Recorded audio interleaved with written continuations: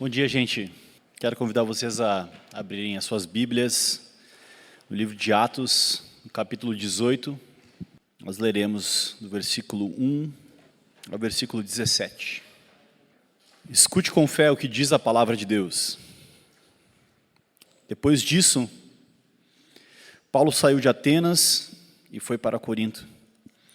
Ali encontrou um judeu chamado Áquila, natural do Ponto, que havia chegado recentemente da Itália com Priscila, sua mulher, pois Cláudio havia ordenado que todos os judeus saíssem de Roma. Paulo foi vê-los, e uma vez que tinha a mesma profissão, ficou morando e trabalhando com eles, pois eram fabricantes de tendas. Todos os sábados ele debatia na sinagoga e convencia judeus e gregos. Depois que Silas e Timóteo chegaram da Macedônia, Paulo se dedicou exclusivamente à pregação, testemunhando aos judeus que Jesus era o Cristo. Opondo-se eles e lançando maldições, Paulo sacudiu a roupa e lhes disse: caia sobre a cabeça de vocês o seu próprio sangue. Estou livre da minha responsabilidade. De agora em diante, irei para os gentios. Então Paulo saiu da sinagoga e foi para a casa de Tício Justo, que era temente a Deus e que morava ao lado da sinagoga. Crispo, chefe da sinagoga, creu no Senhor, ele e toda a sua casa. E dos coríntios que o viam, muitos criam e eram batizados. Certa noite o Senhor falou a Paulo em visão: não tenha medo, continue falando e não fique calado, pois eu estou com você e ninguém vai lhe fazer mal ou feri-lo, porque tem muita gente nessa cidade. Assim Paulo ficou ali durante 1 ano e meio, ensinando-lhes a palavra de Deus. Sendo Galho procônsul da Caia, os judeus fizeram em conjunto um levante contra Paulo e o levaram ao tribunal fazendo a seguinte acusação: este homem está persuadindo o povo a adorar a Deus de maneira contrária à lei. Quando Paulo ia começar a falar, Galho disse aos judeus: se vocês judeus estivessem apresentando queixa de algum delito ou crime grave, seria razoável que eu os ouvisse. Mas visto que se trata de uma questão de palavras e nomes da sua própria lei, resolvam o problema vocês mesmos. Não serei juiz dessas coisas. E mandou expulsá-los do tribunal. Então todos se voltaram contra Sóstenes, o chefe da sinagoga, e o espancaram diante do tribunal. Mas Galho não demonstrou nenhuma preocupação com isso. Até aqui. Vamos fechar os nossos olhos mais uma vez. Vamos ao nosso Deus em oração. Senhor, nós estamos diante da Tua bendita palavra, Senhor. É com temor e tremor que nós chegamos aqui, Senhor, para ouvir a Tua voz, Pai. Nos ajuda a receber a Tua palavra como palavra de Deus e não palavra de homens. Que o Senhor possa moldar os nossos corações e transformar a nossa vida à imagem e semelhança do Teu Filho Jesus. Assim nós oramos, em nome de Jesus. Amém. Amém.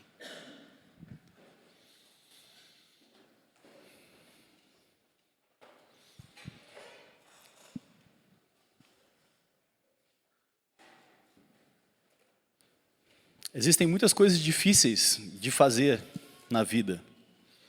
Eu não sou muito acostumado a usar camisa assim. E eu acho que eu fiquei uma meia hora tentando passar essa camisa e não consegui passar direito. Está horrível aqui por baixo desse paletó. Você já tentou fazer algo difícil e pensou em desistir? Paulo,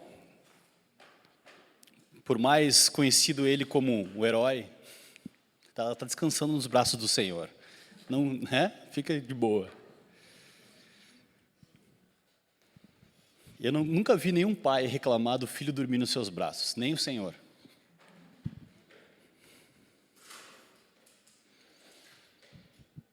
Paulo, o maior teólogo do cristianismo, o maior plantador de igreja de todos os tempos, também cansou, também encontrou dificuldades.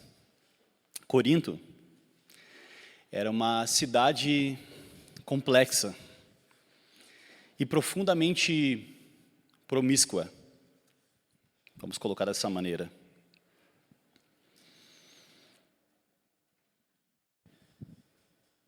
Paulo também pensou em desistir do seu ministério.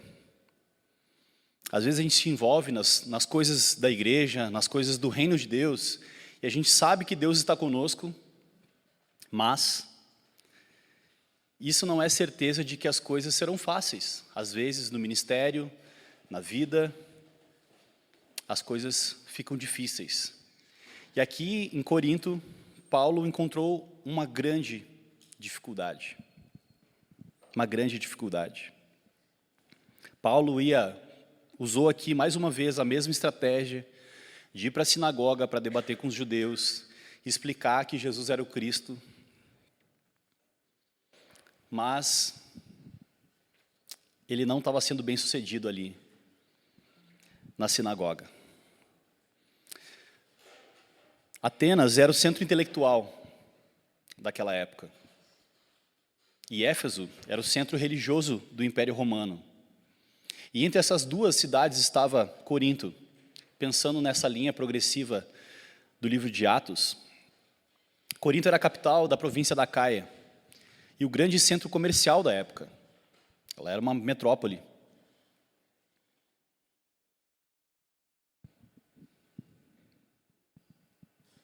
Ela estava bem posicionada entre esses dois portos marítimos. Uma cidade extremamente rica e próspera. Assim como acontece hoje em dia, vocês lembram que eu sempre falo que a tecnologia pode ter avançado, os tempos podem ter mudado, mas o mundo de hoje não é tão diferente do mundo antigo. Por quê? Porque o coração dos homens continua profundamente corrupto e pecador. Então há muita semelhança entre o mundo antigo e o nosso mundo. A gente tende a pensar que antigamente as coisas eram melhores, mas não é bem assim. Corinto era uma cidade complexa, como eu falei. Lá em Corinto tinha um templo dedicado à deusa Afrodite, a deusa do amor, entre aspas, né? E naquela cidade, estima-se que existiam 1000 prostitutas cultuais que perambulavam pela cidade. E essas prostitutas cultuais, elas convidavam os homens para fazer amor em homenagem, em culto a essa deusa. Então, se a gente acha que nos dias de hoje o funk, essas coisas que a gente vê por aí são muito ruins, e de fato são, naquela época também existia profunda corrupção, pecado, também de natureza sexual. E isso era horrível. E era nessa cidade que Paulo estava pregando o evangelho. Uma cidade rica, entregue aos prazeres, onde tinha pessoas com o coração extremamente duro. Nos grandes centros, as pessoas parecem ser mais orgulhosas e também mais imorais do que na maioria das cidades de Roma, pelo menos. Na época, a expressão corintianizar era sinônimo de praticar toda sorte de imoralidade sexual. Foi para essa cidade que Paulo foi depois de Atenas. Foi lá nessa cidade em que Paulo pensou em desistir. Ainda bem que Deus, ele é imutável e nele não há sombra de variação. Ele está sempre disposto a nos animar quando as fases ruins vêm. E Deus nos encoraja de várias maneiras. E aqui nessa passagem, existem pelo menos 3 coisas que Deus fez para animar, encorajar Paulo a continuar pregando o evangelho. Primeiro, quando Paulo chegou em Coríntio, acabaram os recursos. Eu acho que isso desanima qualquer pessoa. Paulo teve que voltar a trabalhar fazendo tendas. Teve que voltar a trabalhar fazendo tendas. E ele encontrou Priscila e Áquila, que eram do Ponto, mas estavam em Roma, foram expulsos de Roma e chegaram em Corinto. Cláudio, o imperador, havia ordenado que expulsassem os judeus de lá, como diz aqui a palavra no versículo 2. E uma vez que eles tinham a mesma profissão, Paulo, sem recurso, ficou morando na casa de Priscila e Áquila e trabalhando com eles. E todos os sábados, ele debatia na sinagoga e convencia judeus e gregos. Então, olha a situação de Paulo. Paulo estava sem recurso, encontrou outros cristãos, teve que voltar a trabalhar, morar de favor na casa de um casal e voltar a trabalhar com eles. E mesmo assim, mesmo depois de uma semana cansativa, pesada, aos sábados, Paulo se dedicava ao ministério da palavra. Aqui na nossa igreja nós temos vários missionários de tempo integral. Isso é uma bênção. Isso é uma bênção. Tanto para o reino de Deus quanto para a nossa igreja. Mas a responsabilidade da pregação do evangelho não é apenas daqueles que trabalham em tempo integral. A gente não pode cair nesse engano. Ainda mais aqui que a gente tem várias pessoas que estão em tempo integral, de achar que a maior responsabilidade, ou que a responsabilidade é das pessoas que trabalham em tempo integral. E esse texto prova isso. Paulo, o grande apóstolo, o grande teólogo, um dia teve que voltar a fazer tendas. Teve que voltar a fazer tendas. E assim, só para eu compartilhar algo bem pessoal com vocês, e agradecer também o convite por vocês terem me trazido para cá. Quando eu estava preparando essa mensagem, eu lembrei quando eu tive que voltar a fazer tendas. Muitas vezes, eu trabalhava no shopping, na época, quando eu comecei a plantar uma igreja, numa cidade, num lugar bem parecido com Corinto, inclusive, a Cidade Baixa, lá em Porto Alegre. Bem difícil, bem complicado o contexto também. Eu trabalhava no shopping, e muitas vezes eu fiz o sermão no meio de um monte de roupa, só com uma Bíblia e com um caderno na mão. Comia um cachorro-quente podrão e ficava ali no meu intervalo fazendo. E essa semana eu fui tomado por esse senso de privilégio, de poder estar pregando o Evangelho e me dedicando exclusivamente ao Evangelho. E às vezes a gente parece que, pode ser que algumas pessoas esperam o momento certo, a ocasião ideal, o momento ideal, quando tudo estiver alinhado, quando estiver com o sustento completo e for um missionário em tempo integral, então eu vou me dedicar e pregar o Evangelho. Mas não, a prova é que Paulo também se dedicava para a pregação do Evangelho. E todos nós somos chamados a participar do ministério cristão. Talvez você tenha apenas algumas horas, talvez um dia só.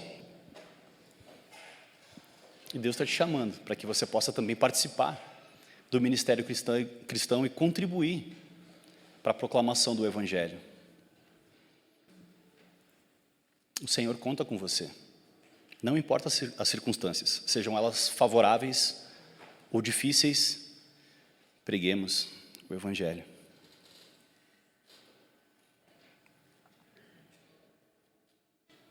Então aqui, Paulo estava numa situação difícil, sem recurso, pregando só aos sábados, não mais agora todos os dias, mas Deus estava atento às necessidades e às circunstâncias de Paulo naquela cidade.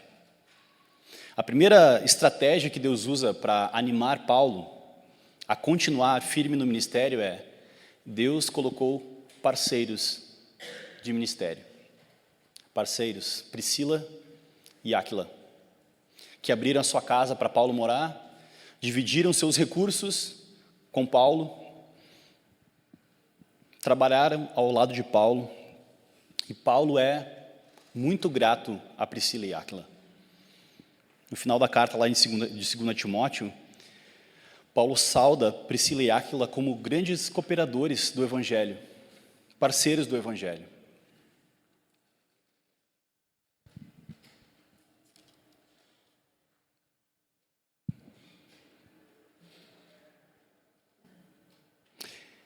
Então, Deus coloca na nossa vida pessoas para nos encorajar, ao nosso lado, para que a gente possa servir junto, fazendo qualquer coisa.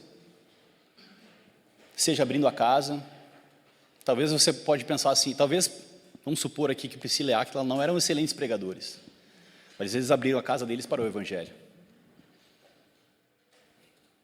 A nossa estratégia aqui como igreja são as comunidades regionais, e glória a Deus pelas pessoas que abrem as suas casas para receber pessoas, para que o Evangelho seja proclamado. Deus usa um para abrir a casa e outras pessoas para proclamar o Evangelho. E assim, a gente vai juntos na missão, proclamando o Evangelho. Então, uma das estratégias de Deus Deus deu amigos para Paulo, pessoas que estavam ali ao lado dele, também lutando pela causa do Evangelho. No versículo 5 diz assim: depois que Silas e Timóteo chegaram da Macedônia, Paulo se dedicou exclusivamente à pregação, testemunhando aos judeus que Jesus era o Cristo. Chegou um recurso. Silas e Timóteo, que também eram parceiros de ministério, trouxeram recurso para Paulo. E agora Paulo não precisava mais trabalhar para fazer tendas. Agora ele podia se dedicar exclusivamente à pregação do Evangelho. Então Paulo sempre defendeu o ministério integral, mas ele nunca condenou quem não pudesse trabalhar no ministério integral.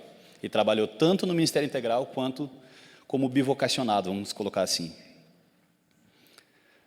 Mas quando o recurso chegou, ele pôde se dedicar à pregação exclusiva do Evangelho. Talvez você não tenha condições de largar o seu trabalho, sua carreira, para se dedicar à pregação do Evangelho. Talvez Deus não esteja te chamando para isso.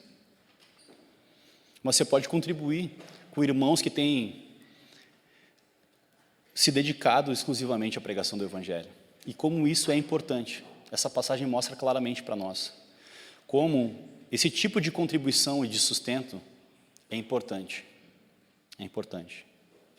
Hoje aqui a gente tem uma igreja que foi fruto de um trabalho de pessoas que se dedicaram exclusivamente à pregação do Evangelho. E boa parte da nossa igreja, agora conhecendo um pouco mais, foi alcançada por esse esforço missionário. Tanto daqueles que abriram mão das suas carreiras, da sua vida para se dedicar à pregação, por aqueles que investiram financeiramente na vida dessas pessoas. Tudo isso é importante. Aquele que vai e aquele que envia. Às vezes a gente pode pensar que Paulo era um grande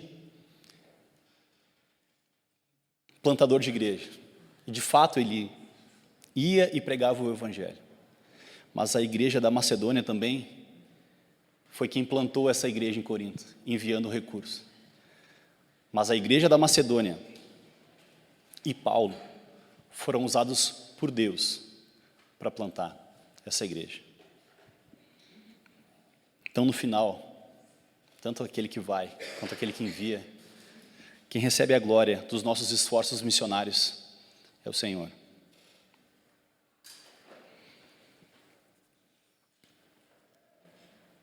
Então, olha quanta coisa legal aqui. Deus viu a situação de Paulo, viu as necessidades dele, providenciou Priscila e Áquila com amigos que receberam ele em casa, depois recurso financeiro e mais ajuda missionária, né? Chegou mais, mais 2 leads ali, o Silas e o Timóteo chegaram ali para ajudar, dar uma força, e trouxeram recurso ainda. E Paulo estava lá constantemente na sinagoga, mas parecia que as coisas não estavam muito bem por ali. Olha só, versículo 6. Opondo-se a eles e lançando maldições. Muito obrigado. Opondo-se a eles e lançando maldições, Paulo sacudiu a roupa e lhes disse: caia sobre a cabeça de vocês o seu próprio sangue. Estou livre da minha responsabilidade, de agora em diante irei para os gentios. Na minha terra, esse versículo seria traduzido: larguei para as cobras, larguei vocês para as cobras. Seria, no gauchês.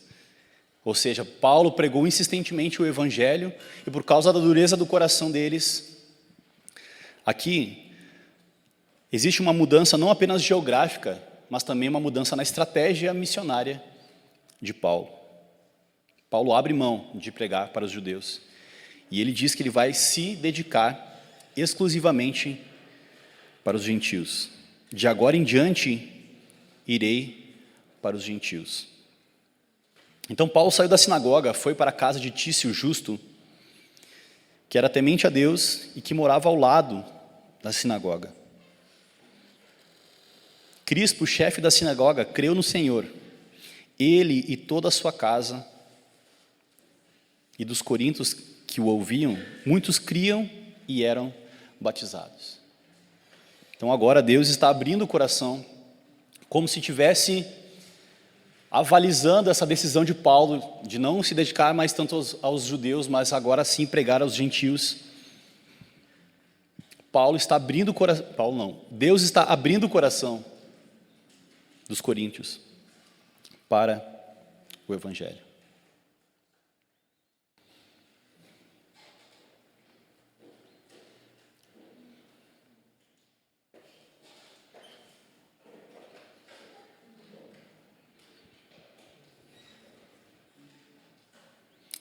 Certa noite, versículo 9, certa noite o Senhor falou com Paulo em visão: não tenha medo, continue falando e não fique calado, pois eu estou com você, e ninguém vai lhe fazer mal ou feri-lo, porque tenho muita gente nesta cidade. Aqui o próprio Senhor, mais uma vez, está encorajando Paulo a continuar no ministério. A gente não sabe exatamente o que estava passando no coração de Paulo, mas pelas palavras do Senhor dá para a gente entender mais ou menos. Não tenha medo, continue falando e não fique calado, pois eu estou com você, e ninguém lhe fará mal, ninguém vai lhe fazer mal ou feri-lo. Talvez Paulo estava com medo de apanhar de novo, de ser escorraçado de novo de uma cidade. Ninguém gosta de ser rejeitado. Ninguém gosta de ser rejeitado. E Paulo não apenas foi rejeitado, a sua pregação foi rejeitada, mas ele também foi rejeitado, expulso da cidade. Apanhou fisicamente. Talvez Paulo estava com medo disso.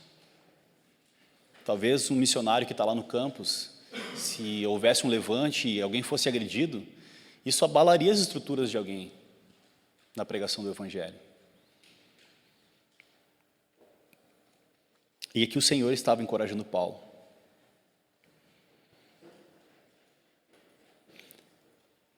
E o Senhor diz: pois eu estou com você. Essa é a coisa mais importante. Esse é o encorajamento mais importante. Não são os recursos. Recursos são importantes? São importantes. Amizades e pessoas cooperadoras no Evangelho são importantes? São importantes. Mas a coisa mais importante desse texto é a palavra do próprio Senhor dizendo para Paulo: eu estou com você. Continue falando, porque eu tenho muita gente nessa cidade. Você crê assim também? Você crê que Deus ainda tem muita gente em Belo Horizonte e que nós precisamos continuar pregando e fazendo todo esse movimento missionário que essa igreja faz, seja através do Ministério do Campus ou individualmente, convidando e pregando o Evangelho, abrindo as nossas casas? nós podemos sim olhar para essa palavra e pegar essa palavra para nós. O Senhor está conosco. A missão é dele. A missão é de Deus. Nós somos participantes, cooperadores dessa missão. Mas a missão é dele. E a glória também é dele nessa missão. E ele está dizendo, eu estou com vocês.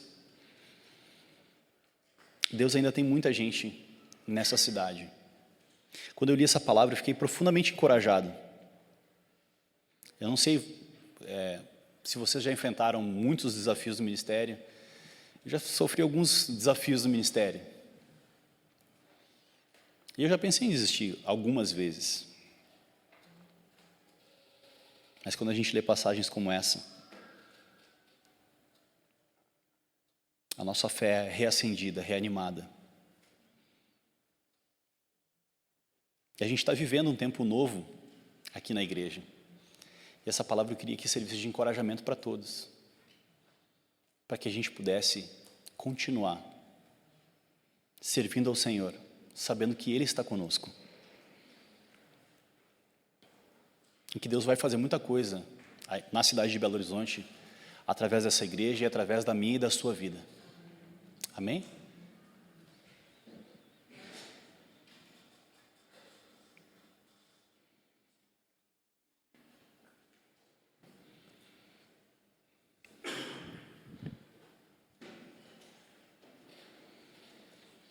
Paulo, então, se afastou do ambiente religioso, da sinagoga, e passou a ministrar num ambiente neutro, na casa de Tício Justo.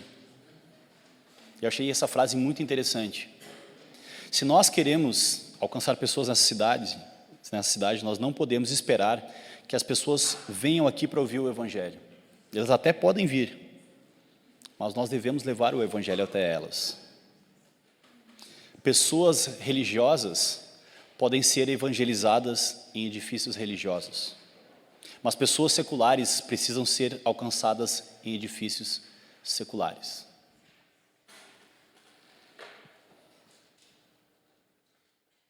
Uma coisa que a gente pode falar aqui também sobre esse texto é que existem nações que não são convidativas e não estão abertas para receber missionários de tempo integral.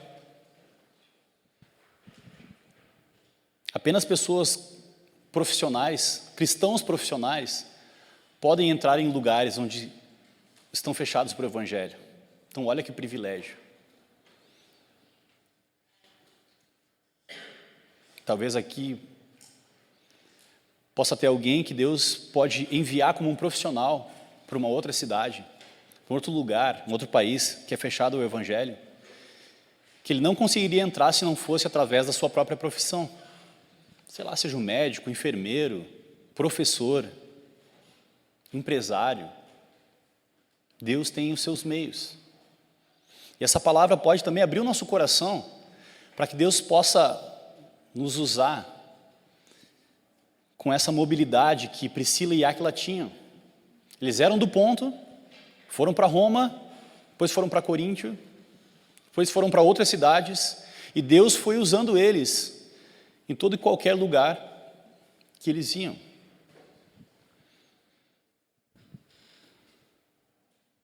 Deus pode usar você aqui por um período de tempo e te levar para outro lugar. Mas Deus também pode querer que você permaneça aqui em Belo Horizonte por muito tempo, ou a vida inteira. A questão é que não importa onde nós estejamos, nós temos que estar focados no Evangelho de Jesus, na proclamação do Evangelho. E em Cristo.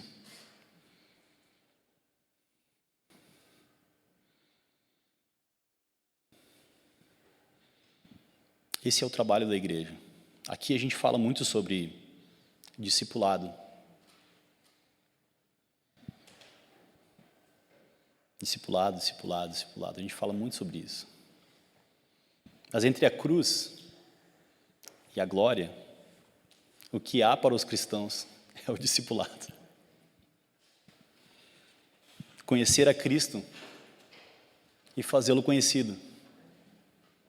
A gente conhece a Cristo, anda com Ele e o faz conhecido. Esse é o chamado para o cristão. Olhando para esse texto, é reconfortante a gente olhar o apóstolo Paulo. Eu sei que existe muito esse argumento assim, né? Não, mas a gente está falando sobre o livro de Atos, então, não, Paulo ia, ele pregava na sinagoga, ele pregava na ágora, ele pregava... E a pessoa sempre fala assim, não, mas eu não sou Paulo. Eu não tenho os mesmos talentos que Paulo, né? Eu não sou o apóstolo Paulo era o apóstolo Paulo. Mas isso, pelo menos, na fraqueza de Paulo, nos aproxima dele. Paulo pensou em desistir. Paulo se sentiu fraco. Mas o que nós temos em comum com Paulo nós temos as mesmas fraquezas que Paulo, e nós temos o mesmo Deus que Paulo. O mesmo poderoso Deus que Paulo. Nós temos o mesmo evangelho que Paulo pregava, que Jesus é o Cristo, e Ele é o Salvador de judeus e de gentios.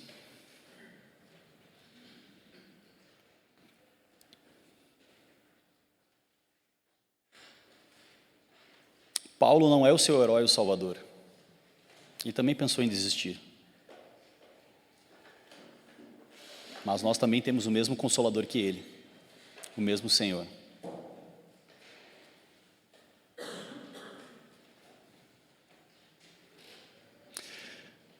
Paulo se dedicava aqui à pregação do Evangelho, seja na sinagoga ou seja nas casas.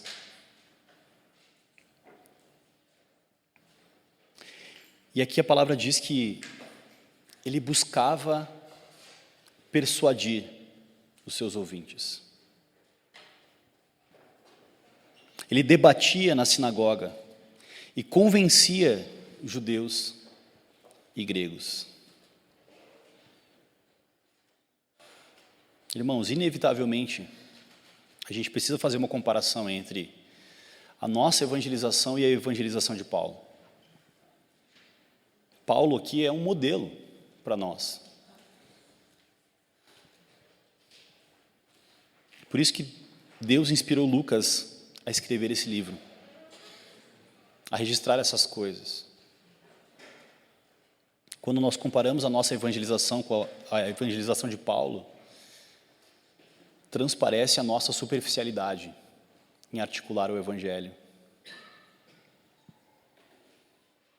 A nossa evangelização tende a ser eclesiástica. Nós convidamos as pessoas para ir à igreja. Paulo levava o Evangelho até elas. A nossa evangelização, por vezes, é emocional. Nós apelamos por uma decisão sem muito entendimento. Quando Paulo ensinava, discutia, arrazoava, tentando convencê-los. Às vezes a nossa evangelização é superficial. Nós organizamos eventos breves de 1, 2, 3 dias e queremos resultados imediatos. Enquanto Paulo ficou em Corinto 1 ano e meio pregando e ensinando a palavra e colhendo os frutos no tempo certo. Aqui é mais um encorajamento. Eu ouço muitos testemunhos do pessoal do campus falando, fulano investiu 3, 4 anos da minha vida. Isso é muito legal. A gente não pode perder isso de vista. A gente não pode perder isso de vista. Essa perseverança, essa intencionalidade. E meu apelo aqui como pastor nós precisamos aprender com vocês, os missionários do campus, essa perseverança e essa intencionalidade. Eu estou abrindo um novo ministério aqui, Pedro. Os missionários do campus precisam ensinar nós, membros da igreja, a evangelizarmos melhor, a amar mais os perdidos. Amém? A gente precisa de vocês, não só para estarem lá no campo, mas também para servir a igreja, para nos dar ferramentas para que a gente possa alcançar mais e mais pessoas, nos lugares onde vocês ainda não conseguem chegar.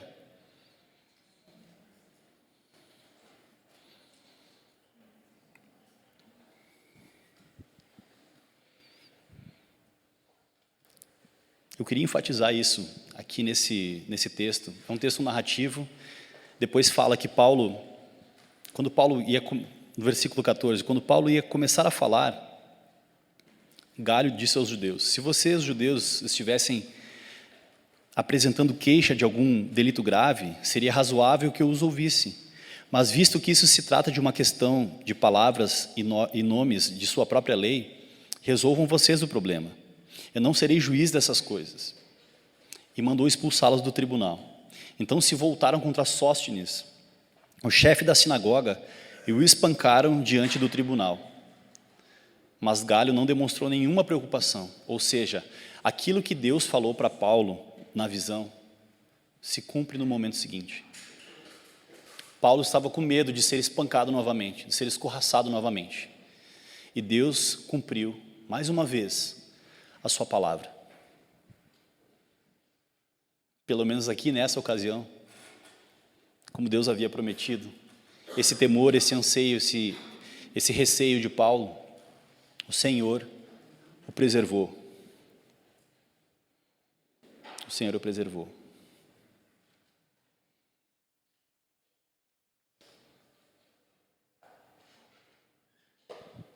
Diante dessa palavra, eu queria fazer uma aplicação para a nossa vida.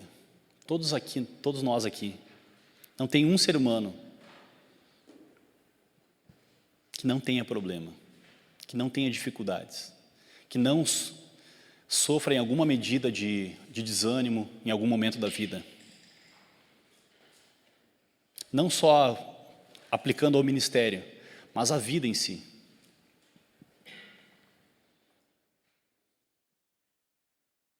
Aqui a vida de Paulo era o ministério. Mas aplicando a vida do cristão, todos nós passamos por momentos de desânimo, de aflição. Talvez de desespero. Talvez alguns aqui até pensaram em desistir da fé. Por sofrerem coisas dentro da igreja, fora da igreja, na família, no casamento.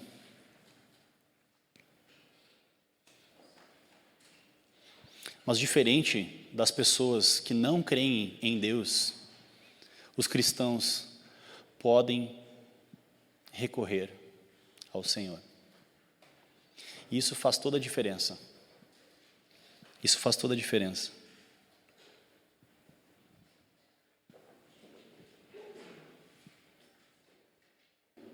Uma vez o Charles Spurgeon estava ouvindo dois crentes conversando na porta da igreja.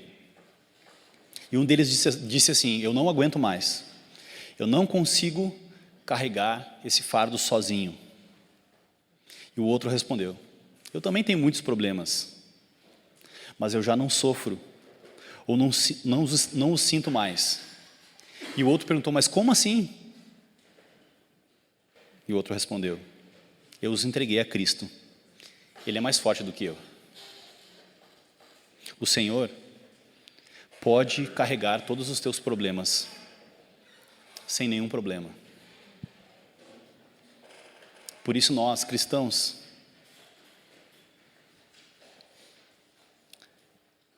no Ministério em Tempo Integral ou na nossa vida,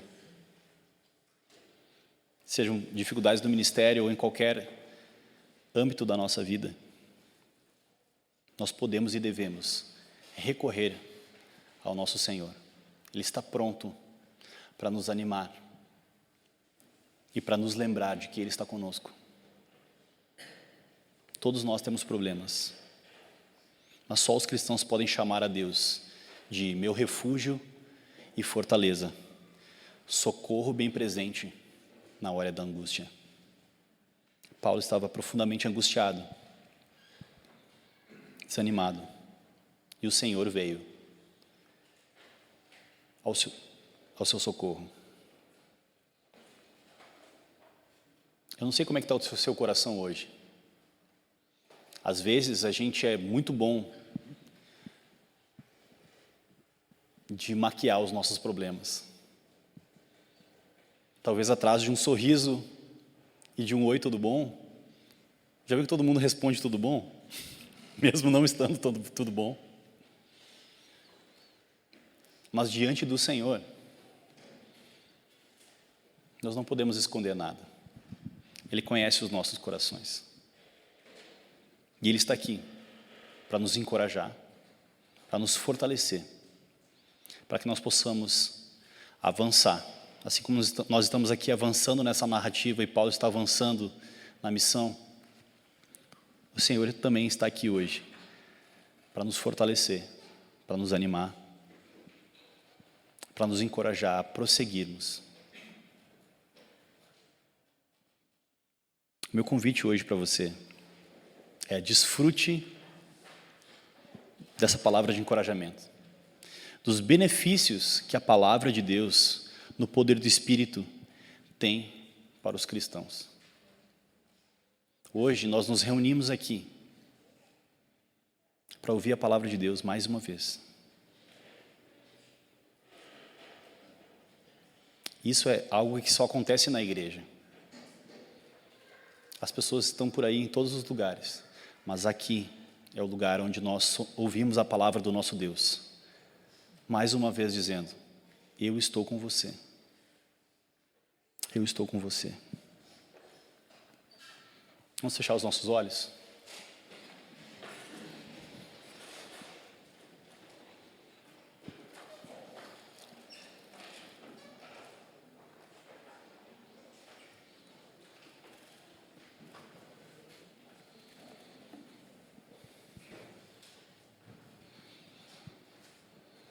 Senhor, Tu conheces os nossos corações, Pai.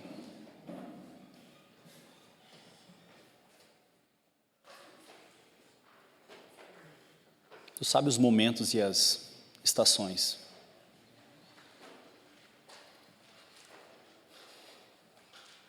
Tu sabes também, Senhor, o que a Tua igreja precisa ouvir nesse momento, Pai. O que cada um aqui precisava ouvir, Senhor. E a Tua palavra nunca volta vazia.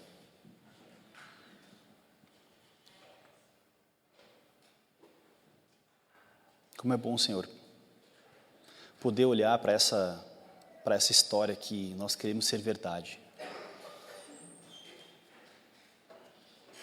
Como é bom, Senhor, poder olhar para a vida de um grande homem de Deus e ver que ele também teve dificuldades, assim como nós temos. Que ele também pensou em desistir. E que muitas vezes nós também pensamos em desistir. Mas bom também é saber e ser lembrado, Senhor, de que Tu está conosco, assim como estava com Paulo. Tu está com a Tua igreja, renovando os ânimos, fortalecendo aquele que está enfraquecido, encorajando aquele que está com medo, consolando aquele que está triste. E olhando para esse texto, Deus, nós podemos saber, Senhor, que Tu está cuidando de nós, assim como cuidou de Paulo, assim como cuidou, Senhor, da Tua igreja. O Senhor está provendo tudo aquilo que é necessário, Deus, para que nós cumpramos a missão que o Senhor designou para nós como igreja.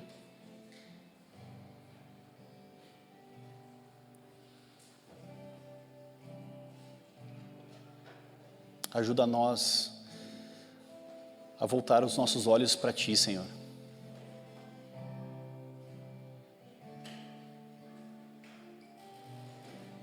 Ajuda, Senhor, a nós estarmos satisfeitos em Ti, Senhor.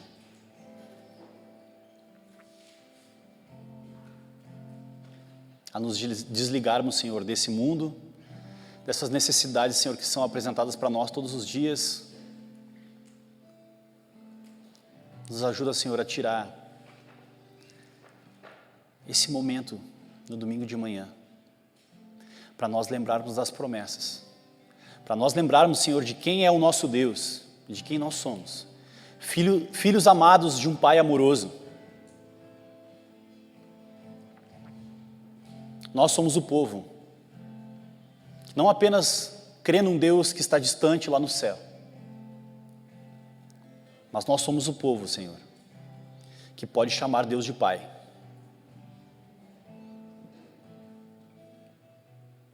Então, Pai,